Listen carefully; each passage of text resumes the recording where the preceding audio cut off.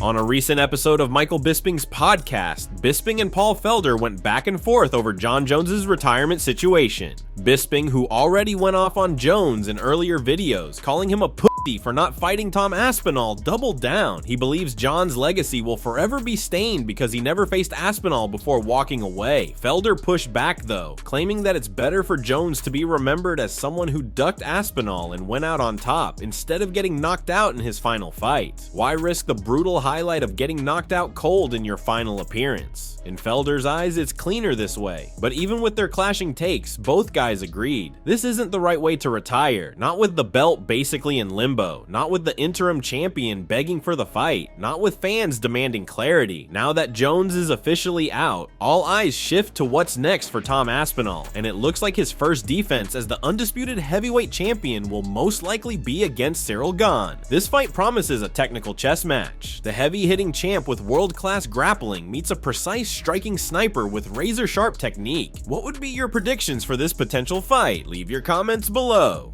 Will his legacy be affected? And I think by new Johnny-come-lately fans, it will. I think more OG fans of the sport will always know what he did. But it's not a great way to end potentially the greatest career. I guess the argument would be that if he had decided to take the Tom fight, it could have been his legacy ending with being potentially beaten and asleep on the floor, which I think we'd remember even more, but at least we would have given him credit for stepping in. But yeah, you're right. I do think there's an asterisk next to the GOAT status. You can't ever argue what he's accomplished and what he's did. But anybody that knows and is in the know will always know that he could have been even so much more if he could have just dialed in a little bit more and not let his life outside of the octagon be an absolute mess. Because I disagree with that a little bit. I think some certain people, like a Mike Tyson, like Jon Jones, they need that kind of madness, and that's the way they'll always be. Following Khalil Rountree's massive win over former champ Jamahal Hill this past weekend, talk immediately began circulating about a potential rematch between Rountree and Alex Pereira. Their first fight was an absolute war, and fans have been itching to see it run back. But while the hype is real, most MMA analysts agree Khalil probably needs one more big win before earning a shot at gold, whether it's against Ankalaev or Pereira. Meanwhile, Alex is already locked in to reclaim his belt in a rematch against Magomed Ankalaev this October, a fight Alex has promised will be huge, and one where he vows to deliver a dominant performance. Pereira's also said he believes he won the first fight with Ankalaev, a claim that raised a few eyebrows given how dominant Ankalaev's performance was. Khalil's win definitely stirred up reactions across the MMA world. Josh Thomson on his podcast praised the performance, giving Rountree credit for how far he's come as a fighter and how dangerous he's looked lately. Whether or not a rematch with Pereira happens soon, Rountree has officially put the division on notice. Thomson also took a shot at the division itself, calling light heavyweight a weak division, maybe even the weakest in the UFC right now. Let's get into what Josh Thomson had to say. Khalil knows that he's probably one fight away I know it's a weak division. The 205 pound, the heavyweight division, 185 is actually stronger than the other two weight classes for once. And it being created, it's finally one of the stronger weight classes, especially over 205 and heavyweight right now. That being said, Khalil understands what's at stake. He had I wouldn't say a great performance yet, but he had a fun performance, I should say, when he fought Alex. Came up short, in that exchange, he was able to drop Alex. He was able to, show that he has something there. Coming off and beating Jamahal Hill, former 205 pound champion. That makes a lot of sense for him to go ahead and just say, hey, I'm winning this fight. Just keep picking and choosing my shots. Don't take any chances. Jamahal Hill is still dangerous. And if I'm able to connect with you, I know I'm going to put you down. And sure enough, he did that a couple times. And he had a great fight, man.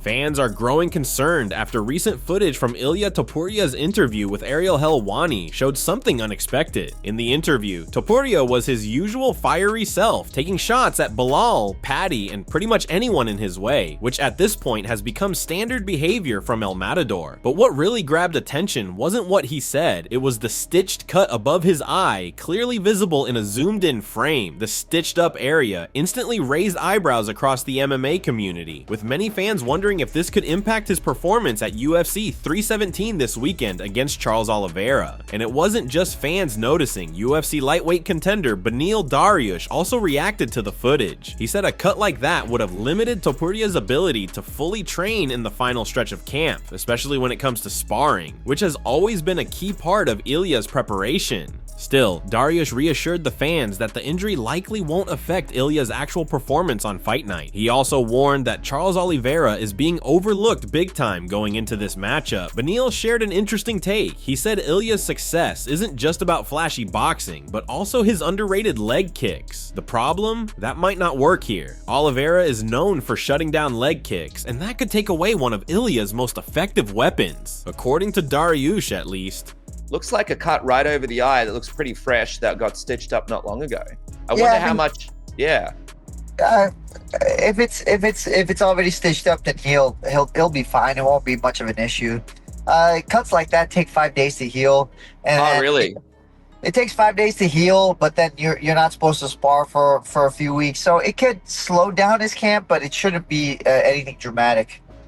They're overlooking Charles, and Charles, if he's able to mix in his Muay Thai, what I mean, like his knees and his kicks, and he's able to use those as fakes, it's going to be a really difficult fight for Ilia. And I think people don't understand. The last 2 fights, Ilia was able to win those fights, not because of his boxing, but because of his leg kicks. And Charles is very good at defending the leg kick. So it's not going to be an easy fight. Ilia also revealed that he's been in active talks with the UFC about a possible move up to welterweight in the future. While he didn't want to share too many details, saying the UFC doesn't like it when fighters leak news, Topuria did confirm that conversations are happening behind the scenes, and it doesn't take a genius to figure out why. The Georgian has had his eye on Islam Makhachev, and this potential jump to 170 is about chasing that massive legacy fight. But let's be real, it's hard to imagine Ilia sticking around at welterweight beyond one super fight. The guys at 170 are huge, and Ilia's size would instantly become a factor. Could you imagine Topuria versus Shavkat Rakhmonov? Man, Shavkat looks 3 times his size. A matchup like that would look like 2 fighters from completely different weight classes. So if El Matador does make the jump, it's safe to assume it'll be a one-off, for legacy, for the headlines, and for a shot at greatness against Makhachev. That of course if Islam can get past the newly crowned welterweight king, the always dangerous striking specialist Jack Della Maddalena. That's it from MMA Psycho. Thanks for watching. Don't forget to leave a like and subscribe for daily MMA news.